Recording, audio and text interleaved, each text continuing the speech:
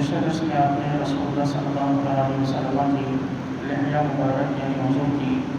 مبارک داڑھی کے حوالے سے گفتگو سماعت فرمائی۔ رسول اللہ صلی اللہ علیہ وسلم کی گردن مبارک کے حوالے سے حدیث شریف میں حضرت سیدنا ابو ہریرہ رضی اللہ تعالیٰ عنہ سے روایت ہے، ارشاد فرماتے ہیں کہ کانا جید رسول اللہ صلی اللہ علیہ وسلم ابیض، کہ رسول اللہ صلی اللہ علیہ وسلم کی گردن مبارک سفید تھی، کأنما سیغ من فضۃ، گویا کہ چاندی کی گردن ڈھالی گئی ہو۔ آپ صلی اللہ علیہ وسلم کی گردن مبارک کے حوالے سے چاندی سے تشبیہ دینا یہ صفائی، چمک اور خوبصورتی کے لحاظ سے ہے۔ یوں ہی بعض روایات میں آپ صلی اللہ علیہ وسلم کی گردن مبارک کو سنگ مرمر سے بھی تشبیہ دی گئی، اور وہ بھی بہترین خوبصورتی کے حوالے سے تشبیہ ہے، وگرنہ حضور علیہ السلام کے جسم اطہر کو کسی اور چیز سے تشبیہ دینا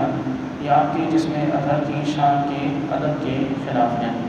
لیکن یہ تمام تر جو تشبیہات جو دی گئیں وہ ہماری عقلوں کے لحاظ سے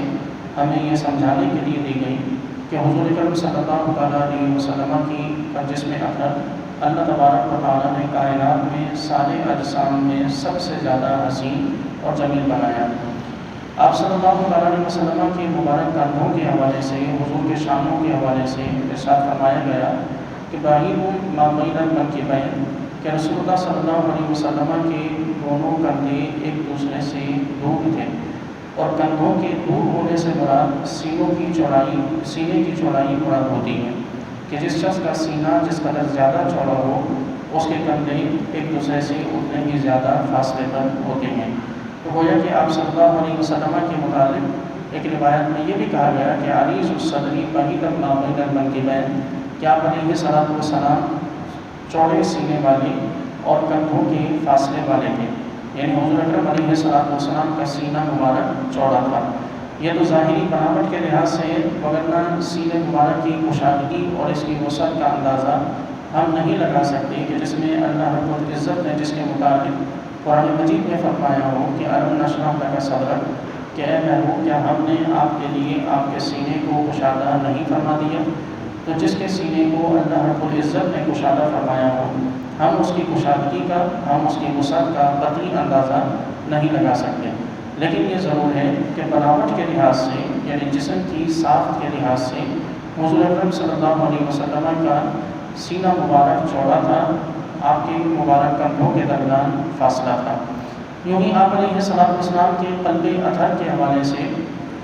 حضور اکرم علیہ السلام کے قلب اطہر کا بھی ذکر ہے، لیکن ظاہر ہے کہ دل دیکھنے میں نہیں آتا، تو اس لیے حضور کے قلب اطہر کے کمال کے متعلق ہے کہ آپ علیہ السلام کا دل انور نہایت ہی پاکیزہ، اور یقیناً کائنات میں سب سے زیادہ پاکیزہ، اللہ تبارک و تعالیٰ کی راز کا بوجھ اٹھانے والا، برداشت کرنے والا، اور رب تعالیٰ سے راز و نیاز کی باتیں کرنے اور ان چیزوں کا تحمل کرنے والا یقیناً حضور اکرم علیہ السلام کا قلب اطہر، یعنی آپ کا دل مبارک کائنات میں سب سے بڑھ کر عظیم اور رفعت والا اور مقام اور رتبہ والا ہے۔ خالق کائنات سے دعا ہے کہ پروردگار ہم سب کو رسول اللہ صلی اللہ علیہ وسلم سے سچی محبت رکھنے اور حضور اکرم علیہ السلام کے اسوہ حسنہ پر عمل کی توفیق عطا فرمائے۔ الحمدللہ رب العالمین والعاقبۃ للمتقین والصلاۃ والسلام